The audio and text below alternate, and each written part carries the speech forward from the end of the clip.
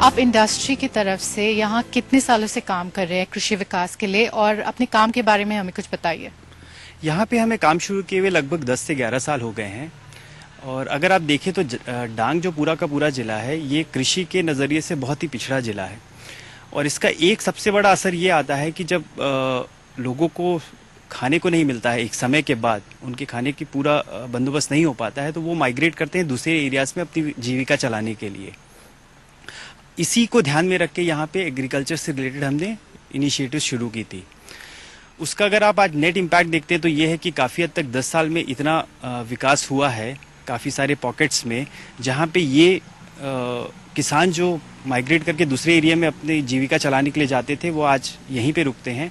और साथ में उनका बाकी भी जो पैमाने होते हैं विकास के, उसमें भी विकास देखने को मिलता है। जैसे लोग अब अपने बच्चों को पढ़ाने के लिए ज़्यादा भेज रहे हैं, उनकी सेहत का जो पैमाना है वो काफ़ी अच्छा इम्प्रूव हुआ है। हमारा जो पूरा फोकस था वो कृषि के तरफ ही था, क्योंकि कृषि ही ऐसा है जो इस एरिया में जो रोजगार दे सकता है। कृषि एक ऐसा जरिया है जिससे लोगों को अपना भरपेट खाना मिल सकता है। तो यही एक कारण था कि हमने यहाँ पे कृषि से संबंधित कार्य शुरू किया था। हमें आप बताइए, आप किस तरह के काम यहाँ किसानों के लिए कर रहे हैं? हम यहाँ पे जो किसान कर रहे हैं, हमने कोशिश की है कि जो नई टेक्नोलॉजीज़ हैं और जो नए कृषि के जो तरीके हैं उनको इंट्रोड्यूस किया जाए इस एरिया में। क्योंकि यहाँ की जो कृषि थी वो काफ़ी पुरानी थी, पुरानी पद्धति से लोग करते थे, जिसके कारण उनको खाने का पूरे साल भर का इंतज़ाम नहीं हो पाता था।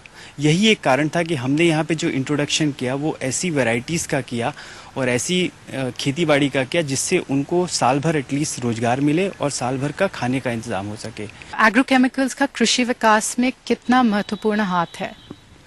जो सच्चाई आप देखते हैं और उस सच्चाई को जब आप एड्रेस करने की कोशिश करते हैं, तो मेरे ख्याल से हम में से कोई भी जो फील्ड में रहता है वो इस सच्चाई को नहीं नकार सकता है कि एग्रोकेमिकल्स के बिना हम भारत की जनसंख्या को भरपेट खाना नहीं खिला सकते।